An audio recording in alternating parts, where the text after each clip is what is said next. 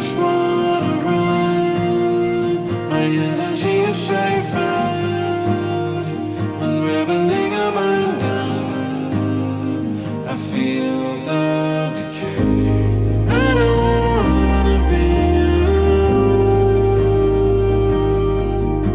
alone. I can still feel you inside my bones.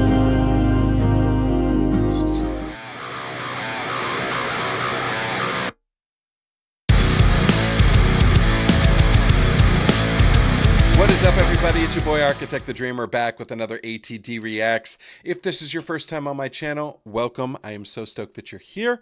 If you are returning, welcome back. If you haven't already, make sure you click that subscribe button, click the like button, and then click that little bell so you'll get notified every time I drop a new video. Make sure to follow me on socials at ATDmusic, on Instagram and Threads at ATDreacts, and on Facebook at ATDofficial. At the beginning of this video, you heard a snippet of my most recent single, Bones, which is out now on all streaming platforms. You can find the link for that in the description below. I also have an official lyric video for that on my page. I've started a new series on my channel called Between the Lines, where I am sitting down with reactors, musicians, and artists and just talking about music and talking about the person behind the music. A lot of times I feel like musicians, artists, creators, we get known for the product we're putting out there, but people don't necessarily get a chance to know the person behind that stuff. And so I wanted to start something that gives those people an opportunity to tell their story. So the first episode of that is out. It's called Between the Lines. The first guest is Rage Circus, who's another reactor buddy of mine. It's an incredible episode. I had so much fun with Ben, and I would love for you guys to check that out. I have also started offering memberships, $2 a month or $5 a month. $2 is if you just like what I'm doing and you just want to support me and throw me a couple bucks every month. The $5 level, I'm going to have exclusive members-only content, specific reactions only for that, sneak peeks of my own music, things of that sort. So if you want to do that, there's going to be a lot of awesome perks and fun exclusive stuff with that. So without any further ado, it is time for Wednesday reactions.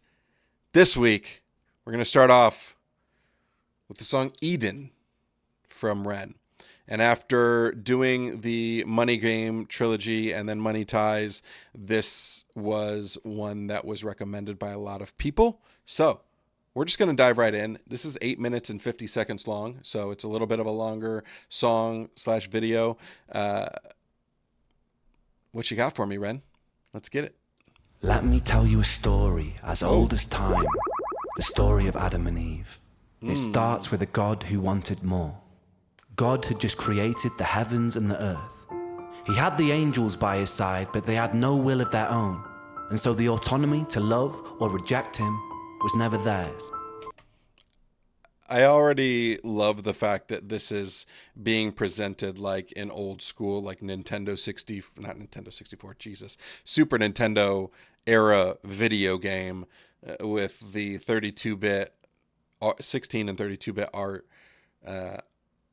Right now, he's just telling a story. So I guess we'll find out if there's music involved, but interesting. I like the art style, and I like the effect that is on Ren's voice. It does feel very like, very creator, God-like in its sound. He had the angels by his side, but they had no will of their own, and so the autonomy to love or reject him was never theirs. All but for one, the once called bringer of light, Lucifer, morning star. Lucifer was the fairest and most intelligent of all the angels. He was the closest thing to God's image, and in his likeliness, Lucifer felt restless. He began to question and doubt God. He doubted the hierarchy opposed upon him. He felt God was arrogant. In his frustration, Lucifer built a throne that stood even above God's and declared mutiny. A war ensued. God, being all-powerful, came out the victor and banished Lucifer from the heavens and exiled him to earth. Once again, God was alone with his power. Perhaps from loneliness, perhaps from curiosity, perhaps from a desire to share love, God began to work on his greatest project yet, a being that would mirror himself, the human, Two humans specifically, Adam and Eve. They were placed inside a paradise built for them on earth, the Garden of Eden. In the garden, God placed a tree that bared fruit that would grant anyone who ate it powers bestowed only to a God, to tell good from evil, left from right, to live righteously or to sin. He named this the Tree of Knowledge. God told Adam and Eve they could eat whatever they wanted in the garden, but never the fruit from the Tree of Knowledge. And if they disobeyed him, it would be punishable by death.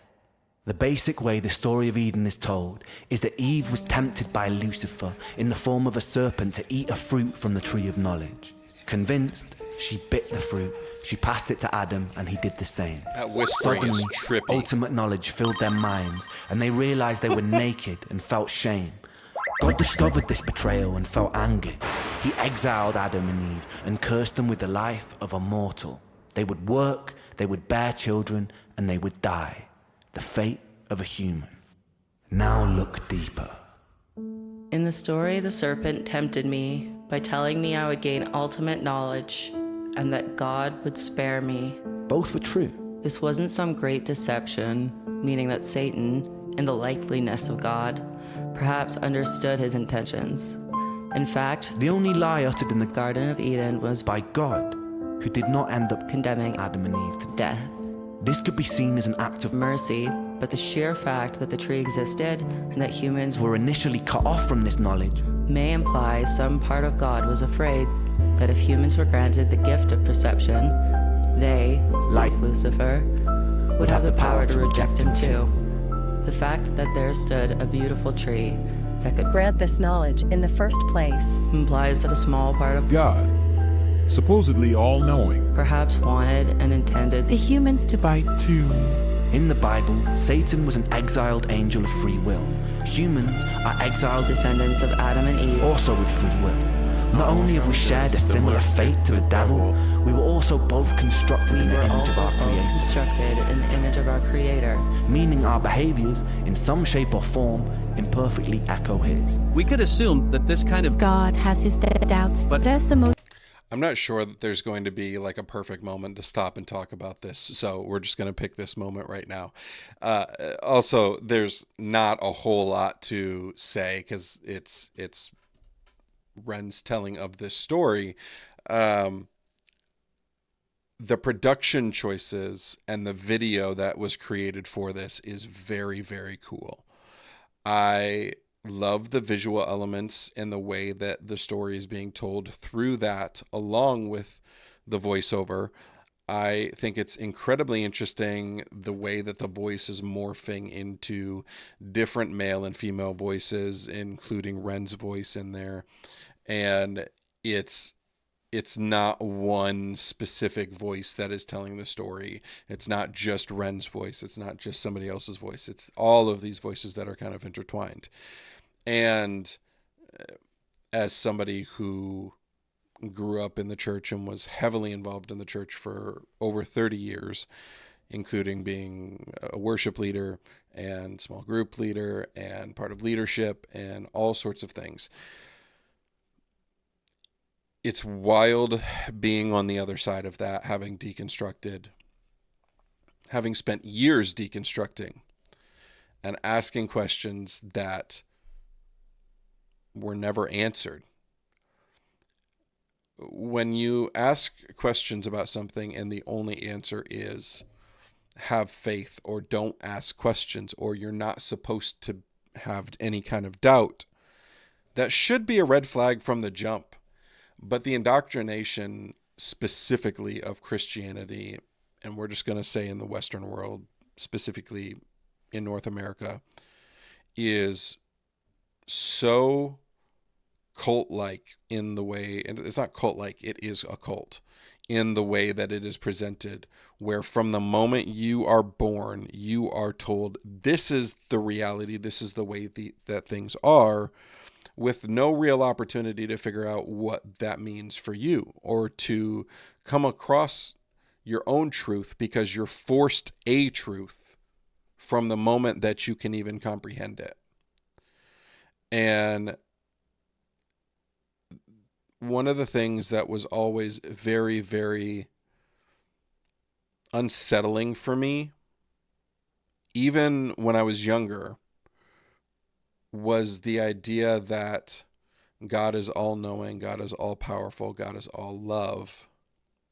Well, if that's the case, then why put the tree there to begin with? Because at that point, Adam and Eve could not decipher between knowledge or lack of knowledge. For lack of a better term, they were just ignorant and only knew what God had placed before them in this story. And so by putting the tree there to begin with, from the very beginning, it was setting humans up for failure. Because if all God cared about was companionship, that tree wouldn't be there. That tree would have never been there. Because what it is inherently saying is, I don't want you to eat from this tree, because if you do, you will be like me and have the knowledge of good and evil. But you're telling them to not eat from the tree and expecting them to understand that if they eat from the tree, there's going to be consequences. Because at this time in the story, there's no such thing as consequences. There's no such thing as shame. There's no such thing as any of that stuff. So in order to know the difference between what is good, what is wrong, whether you should obey or not obey, you would have to know the difference between those things. But the only way to do that is to eat from the tree and to have that knowledge to be like God. So there was never going to be a situation with this where Adam and Eve were going to make it out of this unscathed. They were set up for failure from the jump. So if this story is real, if we're going to play devil's advocate, no pun intended here, then that proves that God is not all loving.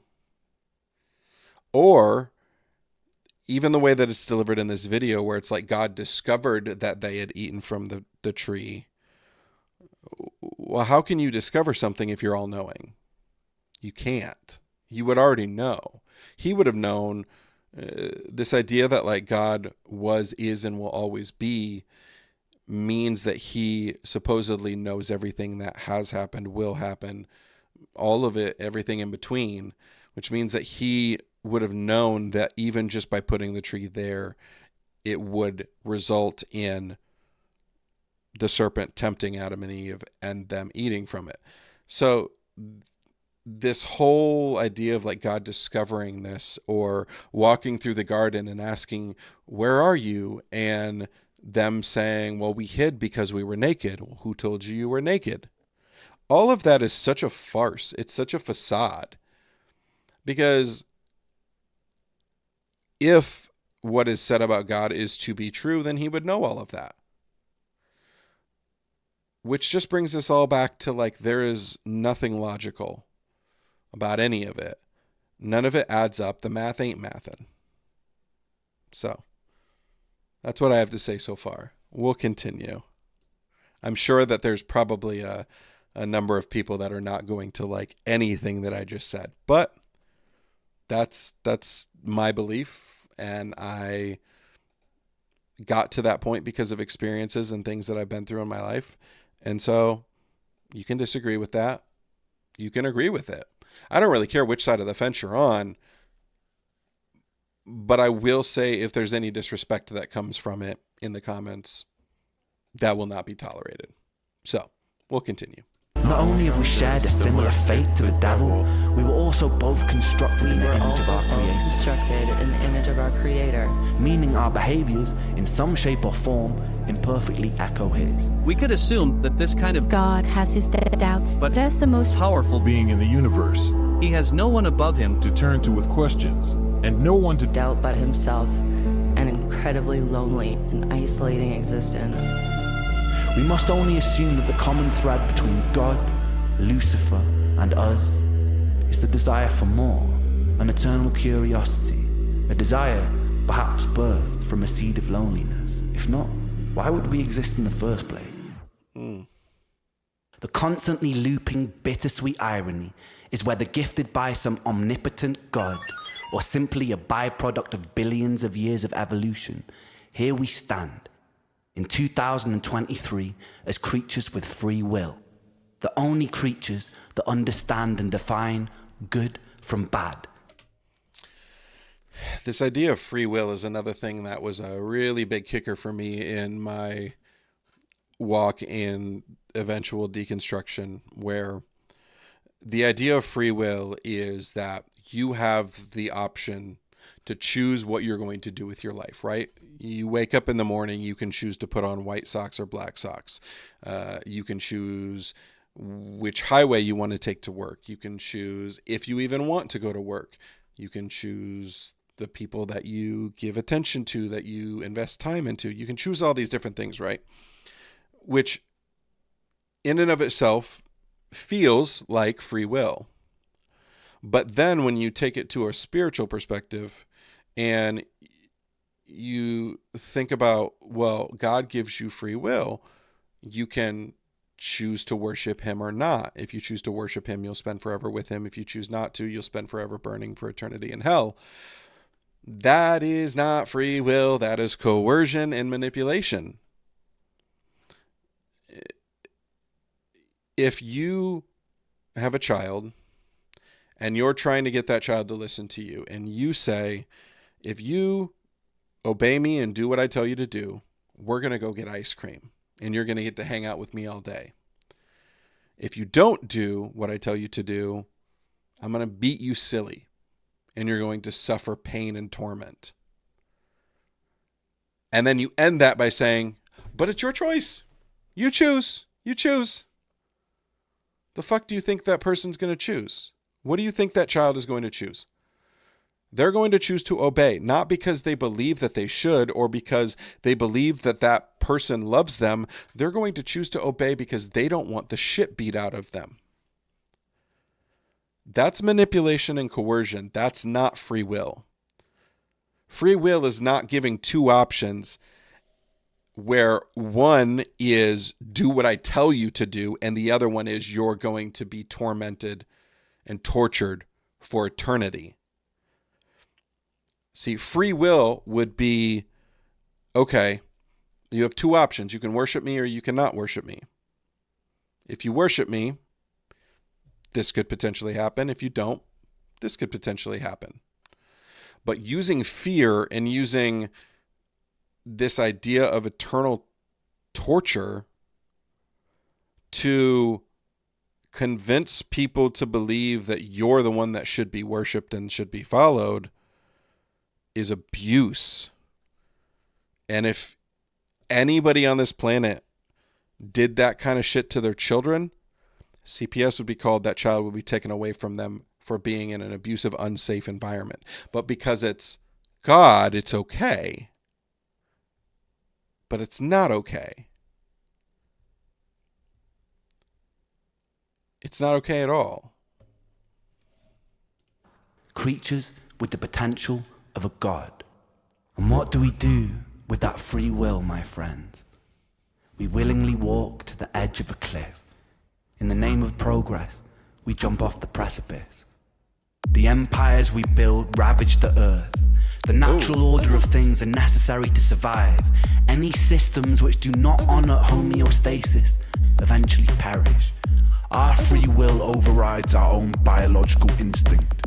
We can take more than we eat. We can kill more than we need. We can willingly create weapons with the potential to burn everything we've built to the ground. We willingly decide to bow at the altar of greed, the most insidious and destructive of all sins.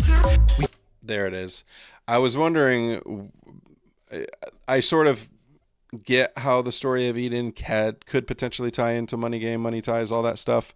I was wondering where this part was going to come in, which is that free will that we're given. We're using that free will to seek out and to try to attain greed, which does then tie into those other songs and the themes of that. We need, we can willingly create weapons with the potential to burn everything we've built to the ground. We willingly decide to bow at the altar of greed, the most insidious and destructive of all sins. We put our faith in corporations who pose as rulers.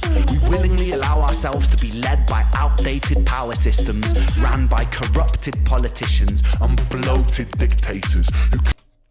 I think what's hilarious is there's discourse happening on TikTok right now with a creator named Jen Hamilton, who I believe is a Christian. And she posted a video literally just reading the words of Jesus in the Bible. If you have a Redline Bible, it's literally things that Jesus said. And MAGA, Trump supporting conservatives are acting as if she is physically attacking them to the point where they're trying to get her fired from her job. Look, I am not religious. I am not a Christian anymore, but I can read the Bible and I can look at the teachings of Jesus and say, there's stuff here that is beneficial to humanity. There is stuff here that is good, that should be listened to, that should be followed. And if you are claiming to worship a God, and more specifically to worship Jesus, and the words that Jesus said are filling you with anger and making you uncomfortable, the fact that Jesus was the one that was hanging out with prostitutes and tax collectors and immigrants and the lowest, most hated people of that time. If you think that if Jesus was in this world today, that he would be a conservative MAGA Trump supporting person, you truly are more delusional than what anybody can save you from.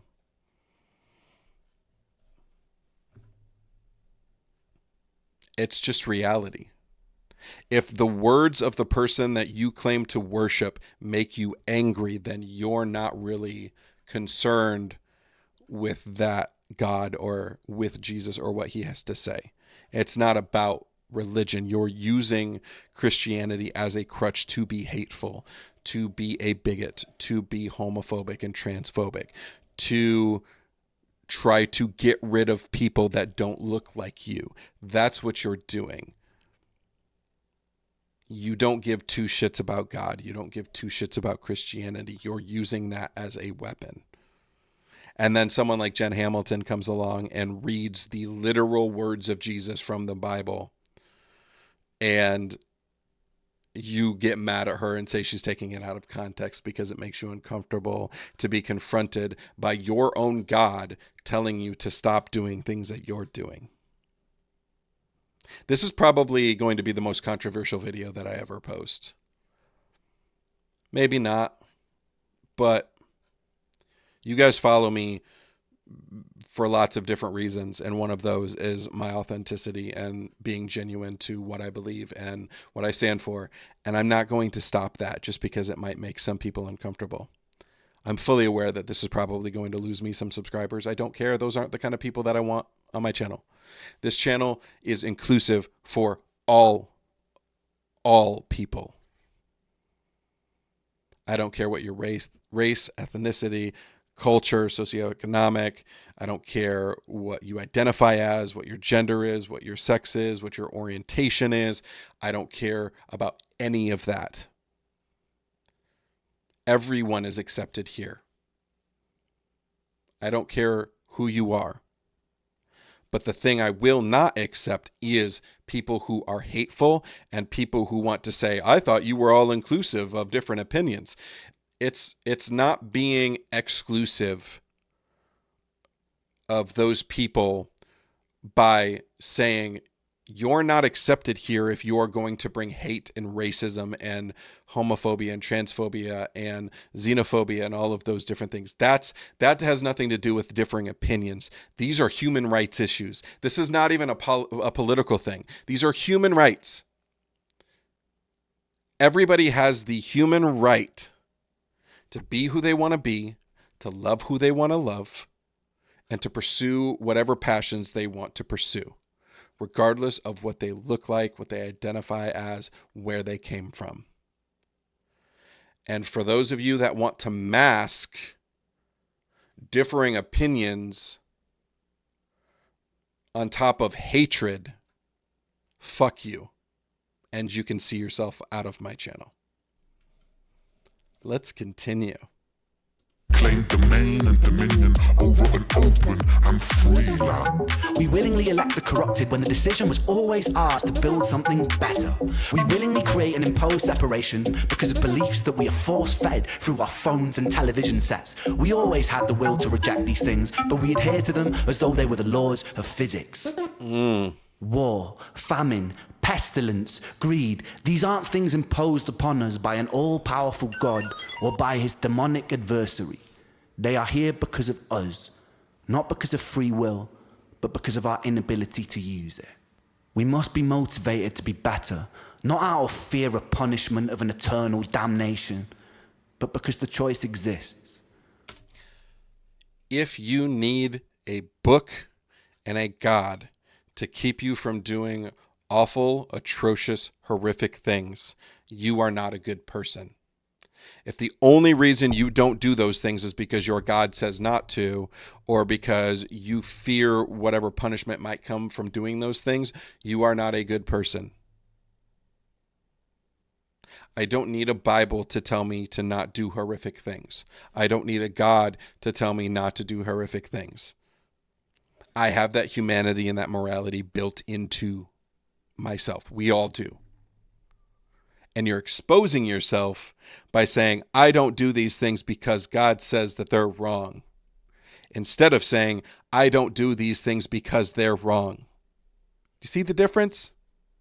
Okay. Because we love ourselves. Because we have the power to absolve ourselves of so much unnecessary suffering. Take a second to be in this very moment. In this moment, how much suffering is happening all over the planet right now? How many people are dying of illnesses that could have easily been cured, but aren't because of the selfishness and greediness of humanity? How many people break their backs and reject their own passions to simply afford bills and food? How many of us crave distraction from existence? How many of us numb that pain in whatever way necessary? How many children are being abused? How many people sleep cold and hungry on the streets? How many of us become cogs inside a machine that is destroying itself? The government is raiding California right now and tearing families apart. And there are people that are defending that. Think about that. Families are getting torn apart. People are getting killed. And people are defending that.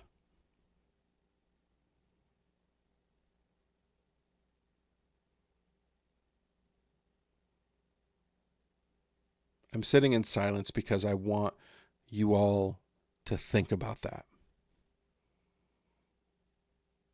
If it doesn't destroy you on the inside to hear the screams of children as their parents are being ripped away from them, as they're being ripped away from their parents to potentially never see them again, if those cries don't sink into your spirit and move you to use your voice, to use your stature and position in your life to do something to change it,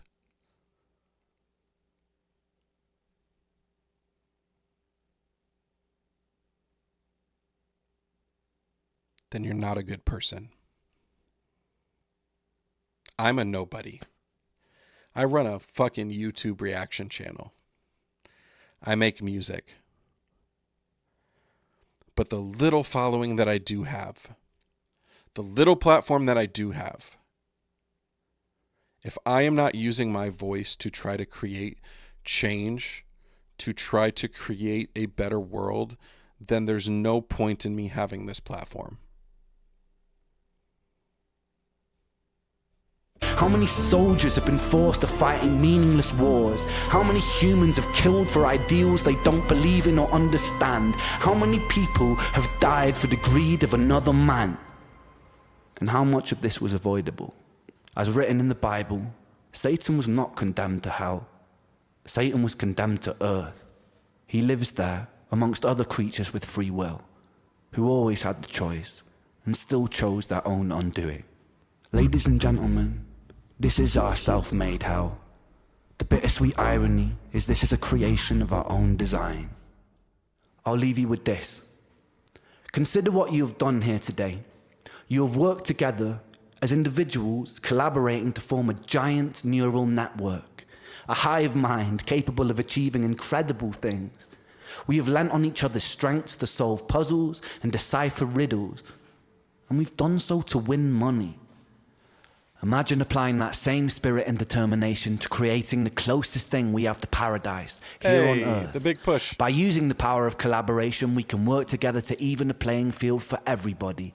Our dystopias can become utopias. Our Jahannams can become Jannah. Our hells can become heaven, right here on Earth. And this sentiment applies to atheists, agnostics, and believers alike. Myself, I'm an agnostic who believes. I believe in us. We must do better because we can choose to. We must be better simply because the option exists. Thank you.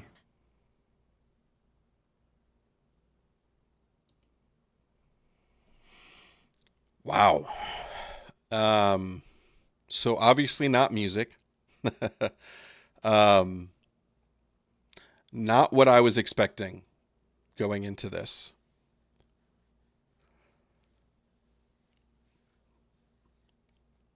I have so much respect for REN, for his unabashed, unashamed mission of spreading love and trying to make the world a better place.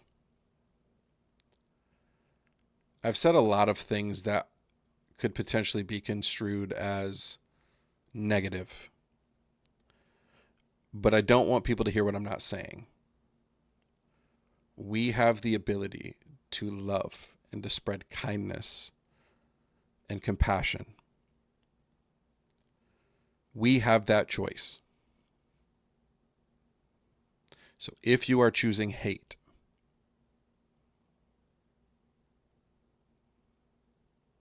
I would ask you, why? Why? And I want you to actually think about that.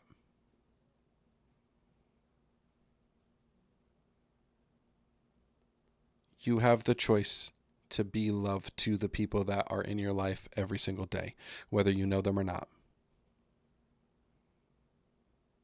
So choose that. I'm not going to do any crazy outro on this one. Choose love. Always choose love.